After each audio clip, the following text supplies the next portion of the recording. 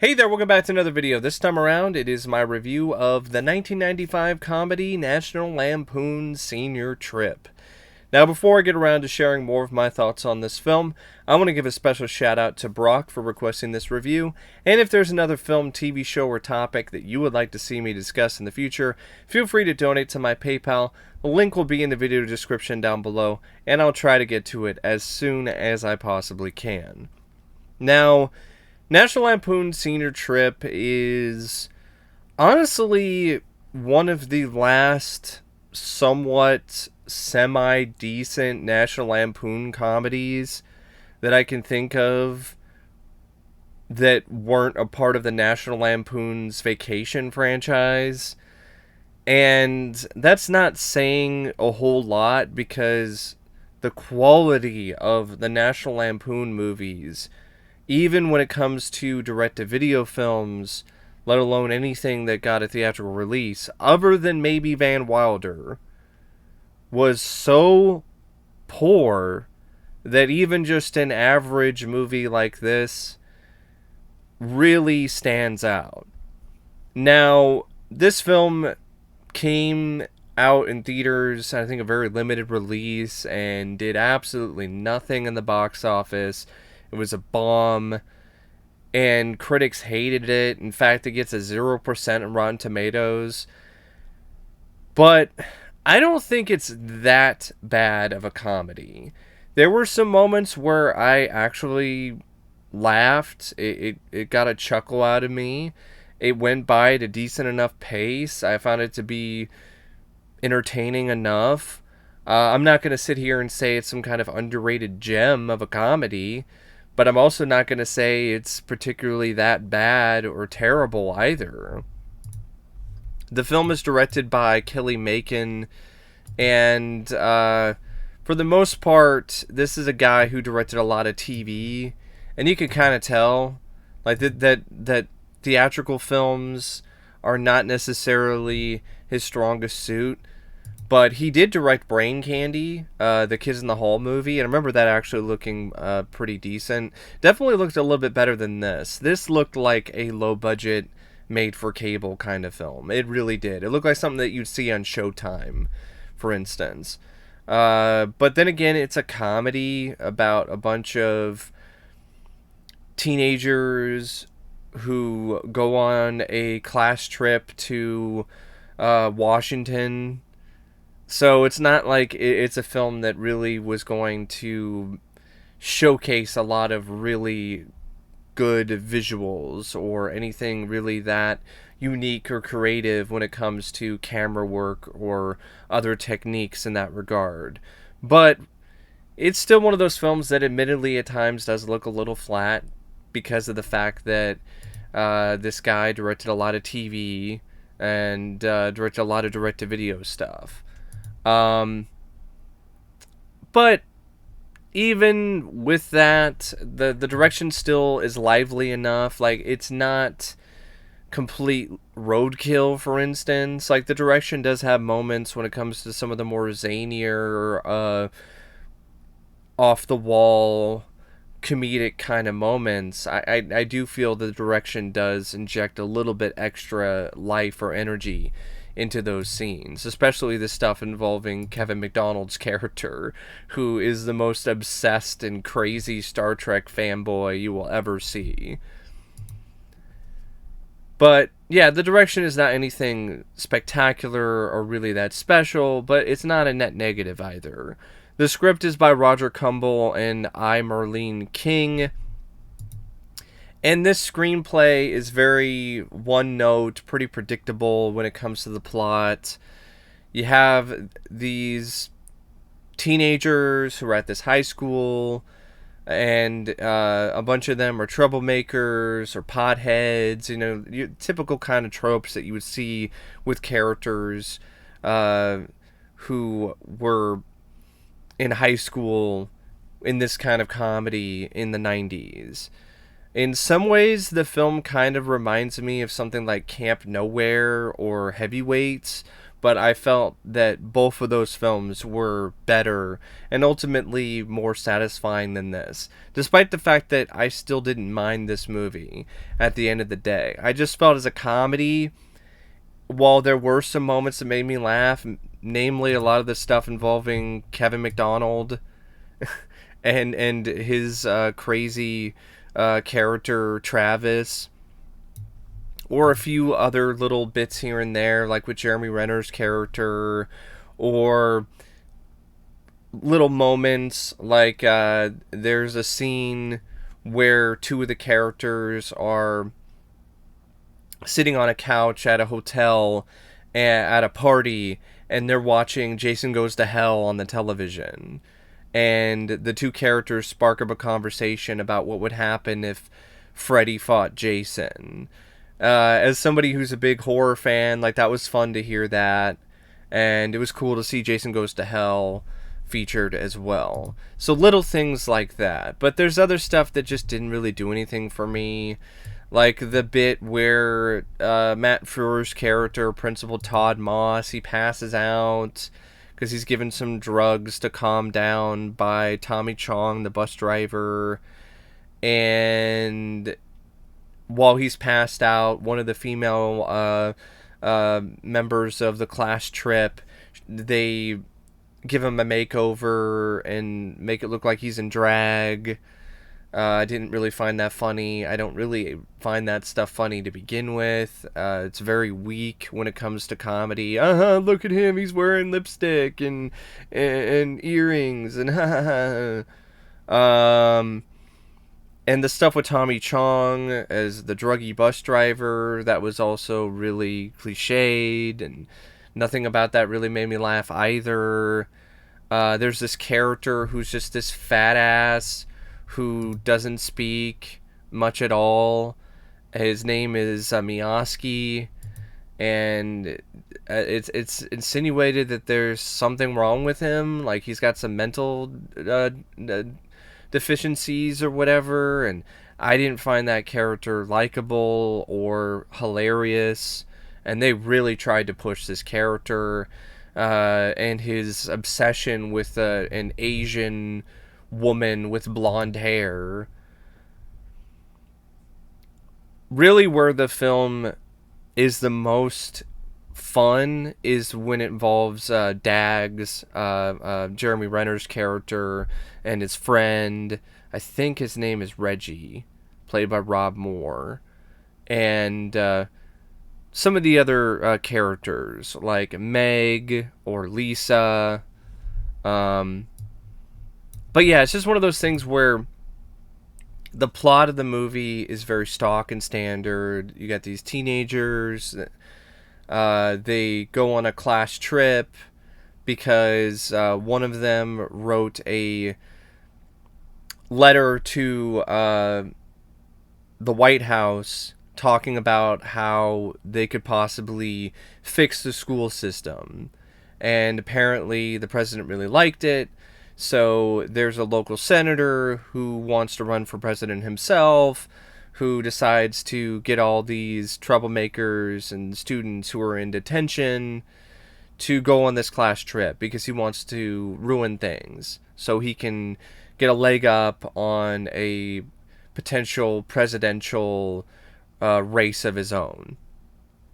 So the typical sort of stuff happens there, where he's trying to pull some shady stuff behind the scenes, trying to use these students and make it so they can throw a wrench into the president's re-election campaign and all of that. And you have the stuff that happens by the end of the movie where the students find a way against all odds to get to the meeting and reveal the senator's plans and make a speech and so on.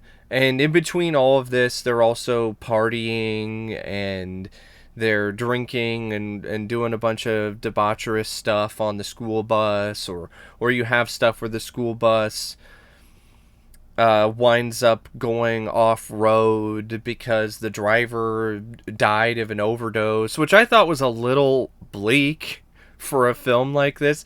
Like, the tone was pretty consistent until that moment where Tommy Chong, the bus driver, is just dead now because he took too much drugs. You're like, what?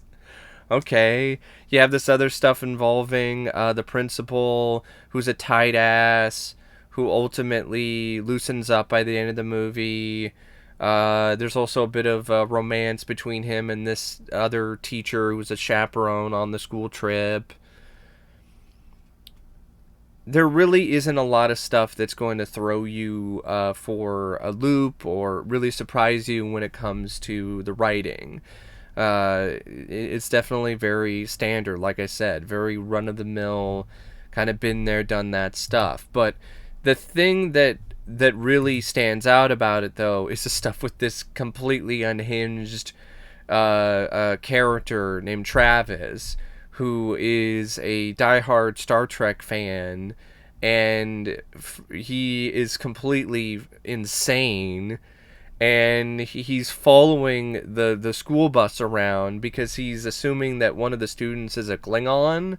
So he's going around, and he's got a blow-up doll that's supposed to be Uhura, and he's driving around in his beat-up car, and he's got different parts of the car labeled as different parts of the Enterprise, and he's like talking on a fake communicator to Starfleet and asking to be beamed up, and the stuff with that character just gets progressively more and more insane as the film goes on, and that is honestly one of the best things about this script, and honestly the most clever thing about it is anything involving Travis, this mentally unhinged Star Trek fanatic.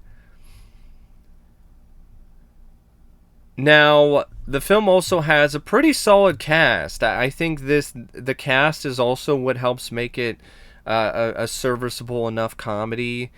Jeremy Renner in his first acting role as Dags, I really liked him. I thought he had a lot of charisma and personality, and it was really fun to see Jeremy Renner in this kind of movie.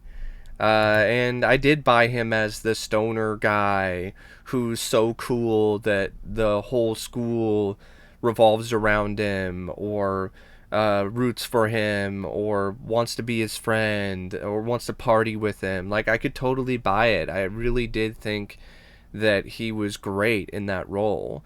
Eric Sparky Edwards as Mioski, though, didn't really care for his performance. The writing didn't do him any favors, but his acting was pretty bad, too.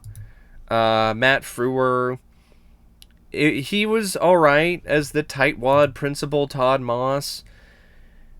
Matt Frewer, at least in this movie and in some other roles, he really gives Jim Carrey vibes. But he's not as talented of a physical comedian, so it doesn't really work the same way. And what's crazy is Matt Frewer, I think he's older than Jim, and I know he got his big break with like Max Headroom long before Jim Carrey broke out as an actor.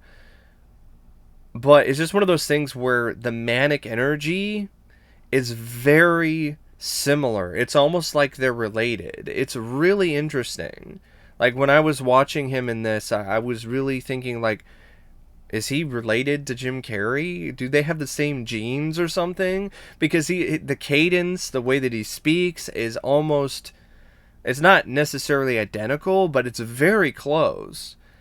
And it almost seems like people knew that when it comes to the folks behind casting for movies, where they're like, oh, we want someone like Jim Carrey, but we definitely can't afford him. Let's get Matt Frewer on board, because he sounds like Jim Carrey. I don't know if he's Canadian or not. He is. He's a Canadian. He's Canadian. Get Matt Frewer. We could definitely afford Matt Frewer. Tommy Chong is also in this as the bus driver Red. He might as well just be playing himself or one of his various other sort of characters that he's known for, like Chong. He might as well be playing Chong in Cheech and Chong here. Valerie Mahaffey, she's in this as Miss Tracy Milford, the other teacher that's on the trip. She was all right. Rob Moore played Reggie. I believe, yeah, I believe Rob Moore was yeah, he was Jeremy Renner's friend. I liked him. I liked his performance. I thought he did a good job. He played he was the sidekick. He was the sidekick to Jeremy Renner, and I thought they had some good chemistry, and I thought he was definitely pretty hilarious when it comes to him being just completely flabbergasted at this insane, crazy person in Travis who just keeps following him and chasing after him and trying to kill him. Lawrence Dane is also in this as the bad, evil senator. Lawrence Dane was in Bride of Chucky. He's also been in a few other things. Kevin McDonald played Travis, and he was great. I thought he was hilarious. I really thought Kevin McDonald was just absolutely hilarious in every scene that he was in this. He stole the movie. He stole this film. You also have Michael Blake, who plays a character named Herbert. Tara Strong is in this. You might recognize that name. She's a very well-known voice actor. She played a character named Carla. Nicole Boer, she plays a character named Meg. She was in the Dead Zone TV series. She was also Dax in the final season of Deep Space Nine. She was also in Cube. You have a guy named Sergio Dizio, played a guy named Steve. Fiona Leoe played Lisa Perkins. Had this actor named Danny Smith who played this kid named Virus, who was this computer nerd. So yeah, the cast it's not bad for this kind of film. It's pretty decent. I mean, you got some pretty talented comedic actors in this. I mean, you got Tommy Chong, you got Matt Frewer, you got Kevin McDonald, and the film also features a score by Steve Bartek. The score really wasn't much of anything. Like it was very generic, typical sort of standard stuff for this kind of film. I don't really remember a lot of the songs either. I don't really remember a whole lot. And yeah, the movie goes by at a decent enough pace too. It's only like 91 minutes, and I was never really that bored by it. It's not a film that I would probably watch again anytime soon. But if I saw it for cheap somewhere on DVD, like, I wouldn't mind picking it up for the collection, because, you know, I could watch it as a time waster for some of the cast, for the stuff with Kevin McDonald and Jeremy Renner and a few of the other moments. Like, there was a clever bit in one of the hotel rooms where there was a double mirror. You know, there's I don't think that's the right term, but, you know, there was a mirror where it's a two-way mirror, so it looks like you're looking at somebody while they're doing whatever, but they can't see you. I thought that was a clever bit, and there were a few other sequences that also made me smirk, like when the I think it was like one instance of a fart joke that kind of made me smirk because of the fact that the fart blew out J. Edgar Hoover's Eternal Flame. But yeah, it's one of those movies where if you're in the mood for just a dumb frat comedy, I think this is one you could definitely put on and get some enjoyment out of. Don't expect Animal House. Don't even expect something along the lines of Camp Nowhere. Uh, just expect kind of average entertainment, and the fun of seeing an actor like Jeremy Renner in his first ever acting role. But anyway, that's my thoughts on National Lampoon's Senior Trip. And as always, thanks for watching, and I'll see you later. See ya.